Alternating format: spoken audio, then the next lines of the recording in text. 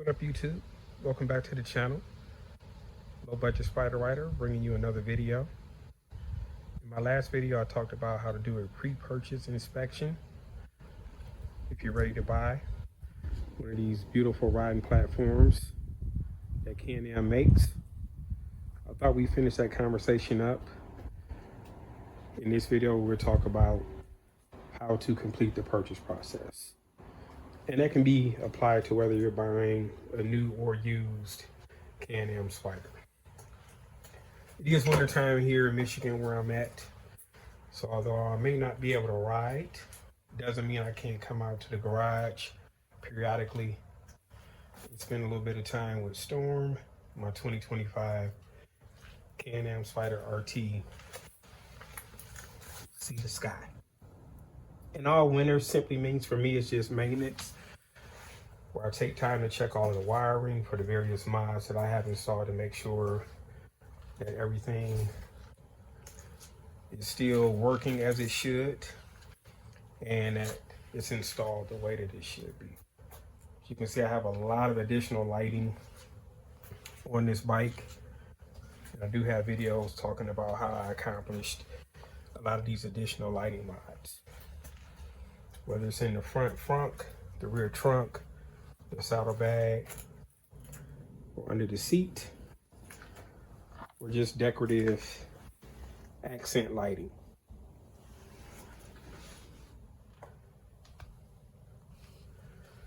This right here just shows the Android app for the pedal box that I have installed. And what this does is simply just wakes up the throttle a little bit more and gives you a little bit more control over how the bike accelerates. It gives you a couple of different riding modes, from eco to city to sport and sport plus. Being that this is a luxury cruiser, it's not necessarily built for speed, but this pedal box mod, and there's a remote for it. I have the Bluetooth version. This just wakes the throttle up a little bit. I like to be a little bit quicker off of the line or at the light once it turns green. And this kind of gives me that control to be able to do that. I generally stay on city +2. That's good enough for me. But as you can see, you can go all the way up to sport plus on this thing, which really wakes it up. Well, enough about the walk around. Give me a few minutes to get set up, and we'll jump right into the video where we'll talk about how to complete the purchase of one of these bikes if you're interested in buying. All right, see you in a few. All right, let's jump right into it. So you made the decision that you want to purchase one of these three-wheel platforms. You've checked out websites, you've done your research, and you're now ready to take that next step within the purchase process. One of the few things you should do prior to going into the dealership or making contact with your seller, whether it's a private seller, you want to check with your insurance company to see what type of insurance rate you're going to be looking at for the particular Spyder you're interested in buying. Your insurance is going to be part of the ownership cost of this bike. So this is not something you should do on the tail end. You should have an idea of your ownership costs ahead of time. So you want to reach out to your insurance company and do that. You want to reach out to your financial institution, whether it be a bank or credit union, if you intend on financing this bike. You want to inquire about what current rates are on recreational vehicles. Remember, financing for recreational vehicles is going to be a little bit different than financing for an automobile. Banks and credit unions know that these are recreational vehicles. They know if you should find yourself in some type of financial hardship, that there's a high probability you may default on your loan. So the loaning standards are a little bit stricter on recreational vehicles. If you have a weak or fair credit profile, you might be asked for a cosigner. So it's probably a good idea to have whoever your cosigner is going to be ready to go to the dealership with you, so you can reduce time in the dealership in closing your deal. You want to reach out to your dealership and make contact with your salesman. You want to set up an appointment that you can come out and take a look at the bike. A lot of people tend to like to walk into a dealership and hopefully somebody will get up and help them. And then when that doesn't happen, they get upset about it and they walk out. If you make contact with somebody over the phone ahead of time and get that relationship established and set up an appointment time, it'll make your visit go a lot smoother. So you've done all of those things. You've selected your bike. The dealership is confirmed they have your bike in stock. You're on the way to the dealership. As soon as you get there, you want to ask for the key to the particular bike or bikes you're interested in taking a look at, and you want to conduct your pre-purchase inspection like I showed you in my previous video.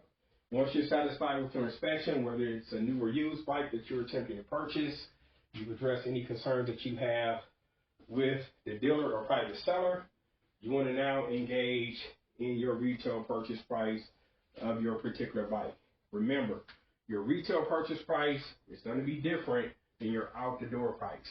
The retail purchase price is the number you intend to purchase your riding platform. It's going to be the cost of that particular riding platform.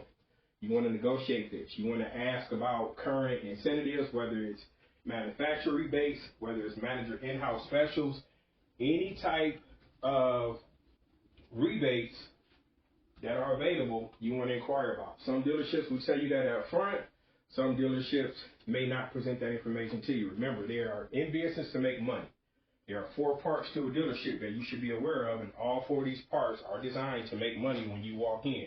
Whether it's sales, whether it's finance, whether it's service, or whether it's parts, all of these departments are designed to make money for the business when you walk in.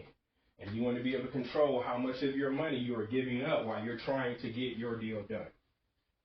So at this point, you've negotiated your retail purchase price. I'll use an example with my Spyder. My Spyder is a 2025 Can-Am Spyder RTC the Sky. This bike MSRP is for around $34K in my area.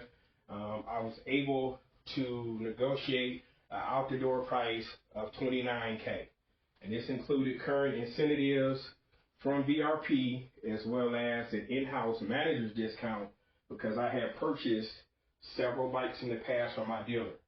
As I pointed out before, if you have that relationship and you're established with the dealer you go to, there's a higher chance that you can get better incentives on your purchase. So already, before I even take my bike out the door and negotiate anything else, I've already managed to get approximately $5K off of my purchase price. As far as I'm concerned, it's a very good condition for me to be in. Now, some of the things that can affect you being able to do that, if there is a high demand for your particular bike and low inventory, dealers may be less inclined to negotiate a lower price. If there is not a high demand and there is a lot of inventory, you may have a better chance of getting a better price. And you may have to shop around at dealers to see what their current market trends are on the particular platform you're trying to buy, again, so you can get the best deal possible. If you found a deal at another dealership that was farther away, I tend to print that deal out and bring it into the dealership I'm going to as a reference point so they can have an idea of what I'm trying to negotiate. Sometimes you can get a better deal on previous year closeout models where they mark those models down to move them out if you're interested in the previous year. In the case of the Spyder, there's usually not many changes between the previous year and the current year. So sometimes you can find a lot of savings by getting an older bike. So you've got your retail purchase price figured out. You've had this conversation with your salesman. The next question your salesman may ask you is how much you intend to put down on the purchase of your bike. Depending on where I'm at in the purchase process, if it's early on, I do not like to disclose this number because in most cases I've learned in my experience, if you tell them what you have, in most cases, they tend to work the deal to where that is what you need to make it happen. Generally, what I tell them is when we get to that part of the process where I know I'm going to make this purchase, then we can discuss that number. That number may be based on whether I choose to finance the bike or pay cash. If I intend to make it a cash purchase, I do not tell them that I have cash to purchase that bike. Because if you tell them essentially that you have all $29K that they're looking for, again, they're going to be less susceptible to want to work a good deal for you. So I tend to tell them I'll make up my mind when we get to the end of the deal and we have all the numbers in place. In my case, I had a trade-in. Before I even took my trade-in into the dealer, I did my due diligence. I went online. I did the research to see what my bike was trading in for and what the current retail value was for 2015 Can-Am Spyder ST Special Edition. In my case, my bike was retailing at about $10K in excellent condition, so I knew based on that number that my dealer was probably going to offer me, if I traded that bike in, anywhere from $5,000 to maybe $7,000 on the trade-in. Usually dealers like to give you 50 to maybe 60% of the value of what your bike will retail for. You should understand this number before you go in, so there's no surprises. I've seen a lot of deals fall apart because the buyer ends up being in their feelings about being offered such a low amount on their trade-in. But if you do the research prior to going in, you can kind of know ahead of time what they may offer you. And you can kind of make that decision. Is it worth your while to trade it in or try to just sell it on your own? Some dealerships will offer to sell your bike on consignment. So if you're buying a used Spyder, one of the things you want to ask about on the price, is this bike being sold on consignment? Why is that important? Because if it's being sold on consignment, the dealer may not have a lot of flexibility with the asking price of the bike. Because you have the seller trying to get a certain number, the dealership is also looking to make a profit off of selling that bike on consignment, so there may not be a lot of negotiating room. A lot of times they'll tell you, okay, I understand what you're offering, but I have to check with the seller first, with the owner first, to see if they are willing to accept that number. This can slow down your purchase process. So you want to ask these questions up front if you're considering buying a new bike, or if you want to sell your current bike on consignment. You want to get those numbers worked out, because that is another part of your deal. Like I told you in the previous video, you should never be in a rush to have somebody take your money from you. You should handle each part of the transaction separately. You should pay attention to what's being said, make sure what's being said is in writing so there's no misunderstandings when you get to the final part of this deal. So in my case, they offered me $7,000 for the trade-in on my bike. I was perfectly okay with that number. I did have a private seller that was willing to offer me $8,500. However, they were having a hard time in getting their funds together to complete the purchase, so I decided to just trade in the bike to the dealer for the $7,000 agreed upon price, because I was already getting a good deal on the purchase of my new Spyder RT. Now, this $7,000 comes off of my retail purchase price. So where I was at $29K, we take $7,000 off that $29K. I am now at the retail purchase price of $22,000 on a 2025 Can-Am Spyder Sea to Sky. That is a very good number for me to be at coming out the door. You want to try to get as much money off your out the door price as possible, because the more you can negotiate off that MSRP price or retail asking price, the more room you have to eat up those additional monies that are going to be added on from taxes, titles, fees, etc.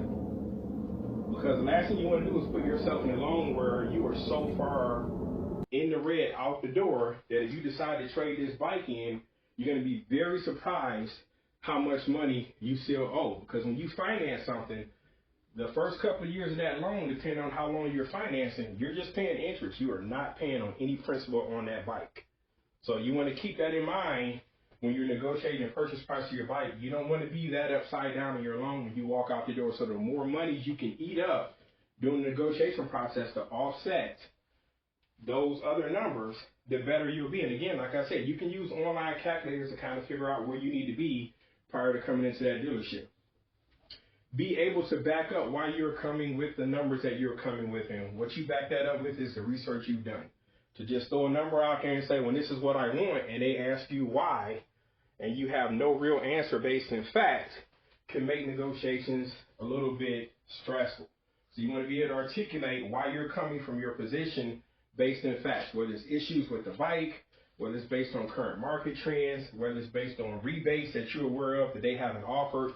You want to bring those things up, because those things will back up why you're coming with the number that you're coming with.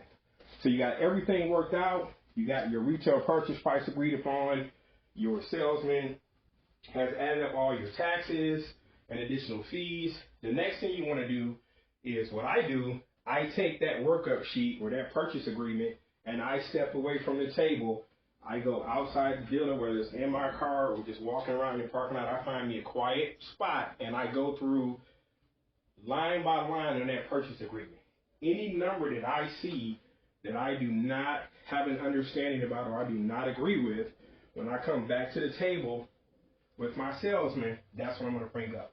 In my case, I was satisfied with everything on the purchase agreement except the $1,800 warranty that they added on to the out-the-door price. I had not had any discussions without with my salesman about an out-the-door warranty.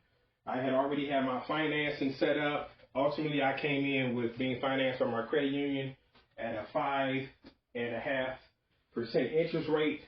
I asked the dealer what were the interest rates they were seeing. My salesman told me that if I went through Sheffield Financial, which handles a lot of specialty financing for BRP products, as long as I had a strong credit profile or what they consider tier 0 or tier 1 credit, I could get an interest rate of 1.89% for 3 years, and obviously it went up the longer you finance the loan. You could finance the loan up to 6 years if you so chose to. I opted for the 3-year loan at the 1.89%. So at that point, we had that part worked out. I see this warranty part, and we began to have dialogue about that. I told him that since I was only financing this loan for 3 years, I was perfectly comfortable with the 2-year BRP warranty that comes with the bike. I'm mechanically inclined, so my thought process was if I had any issues during that last year of my financing, that I could handle those problems myself. I'm the type of person that when I buy a new bike, I purchase the online service manual for it so I can use as a reference and troubleshoot issues with my bike and hopefully be able to take care of them without having to take it back to the dealership. If I was financing this bike a little bit longer, then I might be interested in the extended warranty, but not at $1,800. This should be a line item that you should be negotiating, whether it's with your salesman or when you get to the finance manager's office.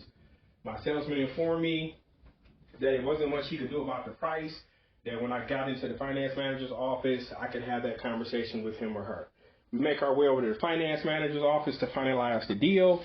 At that point, I sit down with the finance manager. He's looking over the deal in place. He's looking at that I pretty much have gotten this Spyder at what they consider invoice pricing.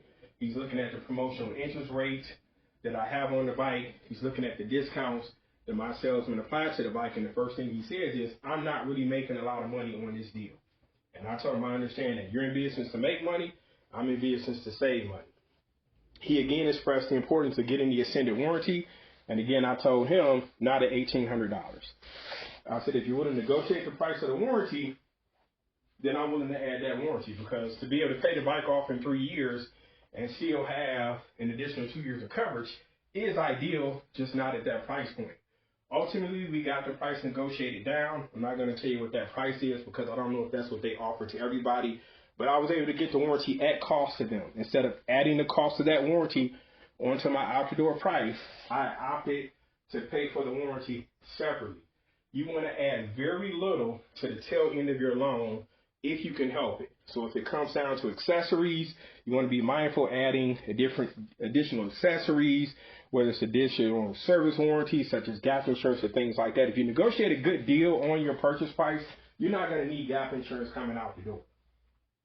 So again, that's why it's important to do your due diligence. I get the warranty paid for. The finance manager goes over the service requirements for the bike, where BRP recommends. My particular dealer recommended that I bring the bike in a lot sooner than the recommended. I believe it's 5,000 miles until your first service. They recommended I bring the bike into them at 1,500 miles so they could perform that first service. There's nothing wrong with that. There's nothing wrong with getting the service earlier to maintain a good relationship with my dealership. That's not a problem. Before you leave, you want to make sure you have looked over everything on the paperwork you have signed. It is a lot easier to get things dealt with that you may have missed while you were there versus once you have left and they have submitted the paperwork to your financial institution for processing, or you've completed your cash purchase and you are out the door. So you want to look it over and have a complete understanding before you leave. What I also like to do before I leave is I like to go over to the parts department.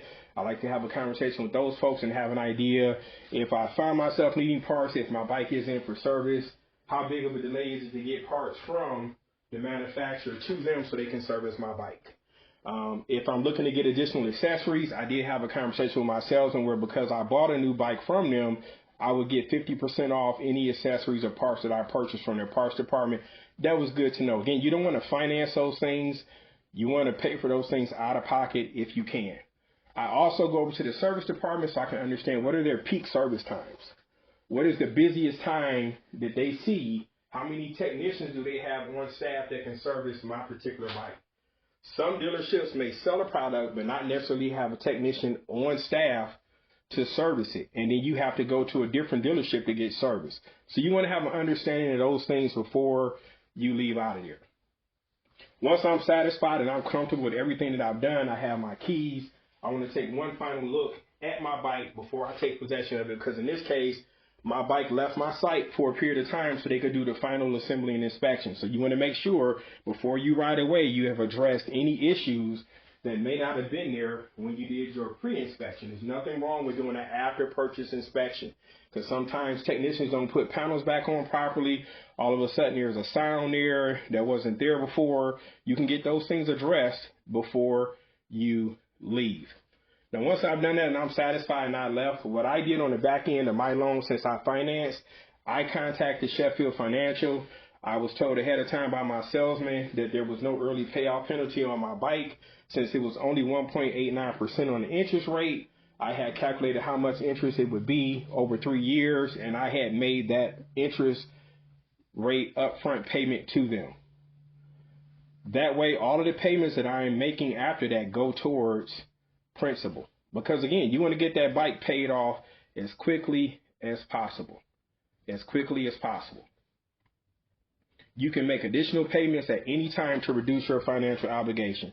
The goal is to put yourself in a deal to where you're going to have the greatest chance of success of paying your bike off and owning your bike. It makes no sense to buy something and put yourself so far in the hole that if you lose the bike, that's money lost. You don't get it back. And in most cases, you end up owing more, because if they auction it off and sell it off at a dealer auction, they don't necessarily get the amount to satisfy your loan, and you're still on the hook for that. So that's why you want to make sure you do your due diligence, that when you go in there, you're prepared, you take your time, you negotiate the best deal possible for yourself so you can have a positive outcome to your purchase. I hope some of these tips have helped.